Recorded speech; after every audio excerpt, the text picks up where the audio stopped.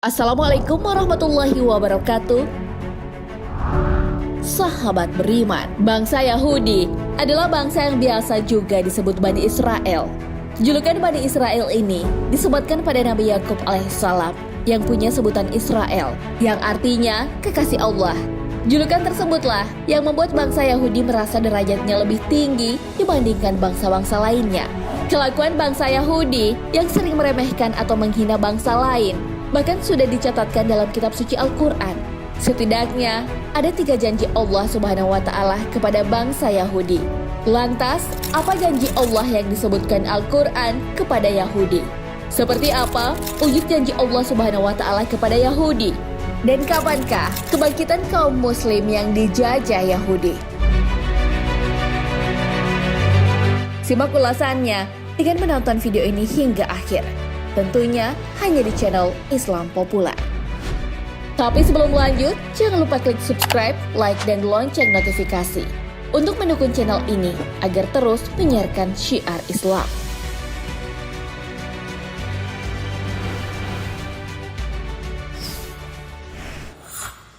Janji pertama Allah Subhanahu wa Ta'ala kepada Yahudi. Berbicara tentang bangsa Yahudi, membuat ingatan kita tertuju pada tingkah lakunya yang sering meremehkan bangsa lain. Kelakuan bangsa Yahudi ternyata bukan sekedar kebetulan, sebab Al-Quran telah menjelaskan tindak tanduk bangsa Yahudi. Allah Subhanahu wa Ta'ala berfirman, "Dan telah kami tetapkan terhadap Bani Israel dalam kitab itu, sesungguhnya kamu, Bani Israel, akan membuat kerusakan di muka bumi ini 2 kali, dan kamu pasti akan menyombongkan diri dengan kesombongan yang besar. Maka apabila datang saat hukuman kejahatan yang pertama dari kejahatan itu, kami mendatangkan kepadamu hamba-hamba kami yang mempunyai kekuatan besar. Lalu mereka mencarimu keluar masuk kampung ke seluruh negeri. Dan itulah ketetapan yang pasti terlaksana." Al-Quran Surah Al-Isra ayat 4 hingga 5. Ayat tersebut turun di Mekah jauh sebelum kaum muslimin mempunyai kekuatan di Madinah. Dalam catatan sejarah, bangsa Yahudi telah berkali-kali mengalami kehancuran sebelum datangnya Islam. Keberadaan bangsa Yahudi pernah hampir punah oleh kekuatan Babilonia dan Roma. Hal ini terjadi sebelum Islam datang. Bangsa Yahudi melakukan kerusakan yang pertama setelah ayat tersebut turun. Kemudian disusul dengan penghancuran yang menimpa mereka tanpa menunggu waktu yang lama. Kehancuran oleh bangsa Yahudi yang pertama kali merupakan perjuangan hamba-hamba Allah Subhanahu wa Ta'ala. Hal ini sebagaimana yang dijelaskan dalam Al-Quran. Dialah yang mengeluarkan orang-orang kafir di antara ahli kitab dari kampung-kampung mereka pada saat pengusiran kali yang pertama.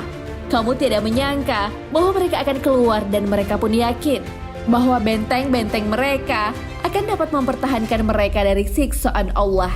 Maka Allah mendatangkan kepada mereka hukuman dari arah yang tidak mereka sangka-sangka.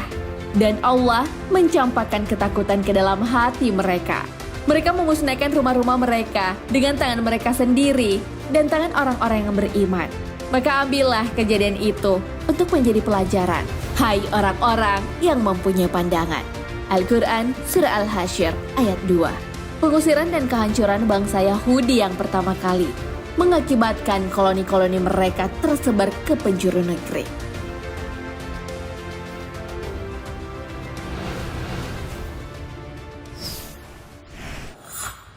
Janji kedua Allah Subhanahu wa Ta'ala kepada Yahudi. Tak bisa dibantah bahwa kesombongan dan kerusakan yang lebih besar lagi kembali diulangi bangsa Yahudi. Hal ini sebagaimana firman Allah Subhanahu wa Ta'ala di dalam Al-Quran. "Kemudian kami berikan giliran padamu untuk mengalahkan mereka kembali, dan kami membantumu dengan harta kekayaan dan anak-anak keturunan, dan kami jadikan kamu kelompok yang lebih besar." Al-Quran Surah Al-Isra ayat 6. Ayat tersebut mengisyaratkan bahwa Allah Subhanahu wa Ta'ala memberikan kesempatan kepada Yahudi untuk mengalahkan orang-orang yang pernah mengusirnya, yaitu orang-orang yang pernah mengusir dan mengejar Yahudi keluar masuk negeri. Bangsa Yahudi berhasil membalas sakit hatinya dengan menduduki kembali negeri-negeri Syam dan Palestina.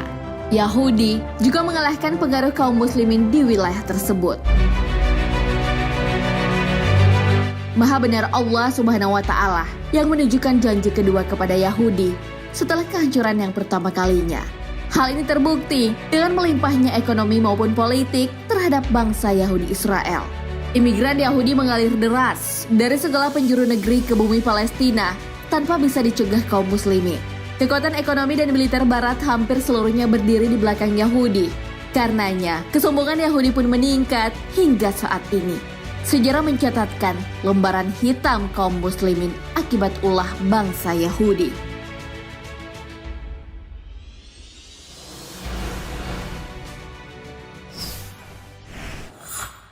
Janji ketiga, Allah Subhanahu wa Ta'ala dan kehancuran Yahudi. Derita masyarakat Palestina akan penjajahan Israel membuat sedih umat Islam di seluruh penjuru negeri. Kekejian yang dilakukan Israel sesungguhnya hanya akan mempercepat datangnya siksaan dan hukuman Allah Subhanahu wa Ta'ala. Hal ini sebagaimana yang dijanjikan Allah Subhanahu wa Ta'ala yang dijelaskan di dalam Al-Quran. Jika kamu berbuat baik, berarti kamu berbuat baik bagi dirimu sendiri. Dan jika kamu berbuat jahat, maka kejahatan itu bagi dirimu sendiri. Dan apabila datang saat hukuman bagi kejahatan yang kedua, kami datangkan orang-orang lain untuk menyeramkan muka-muka kamu dan mereka masuk ke dalam masjid. Sebagaimana musuh-musuhmu memasukinya pada kali pertama. Dan untuk membinasakan sehabis-habisnya apa saja yang mereka kuasai. Al-Quran Surah Al-Isra ayat 7. Dari ayat tersebut, Allah Subhanahu wa Ta'ala telah memastikan akan lenyapnya bangsa Yahudi dari muka bumi. Maha suci Allah Subhanahu wa Ta'ala yang telah memberitahu kepada kaum muslimin akan memasuki kembali Masjidil Aqsa. Hal ini sebagaimana di masa pemerintahan Umar bin Khattab yang menaklukkan bumi Palestina. Dalam kitab Taurat, Allah Subhanahu wa Ta'ala telah memutuskan bahwa Bani Israel akan memasuki bumi yang diberkati, yaitu Palestina. Bahkan di sana, mereka akan mendirikan pemerintahan, tetapi kemudian mereka membuat kerusakan besar, sehingga menyebabkan Allah menghukum mereka dengan cara mengirim hamba-hambanya yang tangguh. Setelah kerajaan mereka binasa, mereka diusir dan dicerai-beraikan. Hal ini sebagaimana dalam firman Allah Subhanahu wa Ta'ala. Hai kaumku, masuklah ke tanah suci Palestina yang telah ditentukan Allah bagimu. Dan janganlah kamu lari ke belakang karena takut kepada musuh, maka kamu menjadi orang-orang yang merugi. Al-Quran Surah Al-Ma'idah ayat 21. Sahabat beriman, kita ketahui bahwa kaum muslimin saat ini memiliki jumlah yang amat besar. Akan tetapi, bagai buih di lautan yang mudah terombang-ambing oleh derasnya gelombang. Sementara itu, kualitaslah yang menjadi faktor penting dalam sebuah perjuangan. Allah Subhanahu wa Ta'ala berfirman, berapa banyak terjadi golongan yang sedikit dapat mengalahkan golongan yang banyak dengan izin Allah.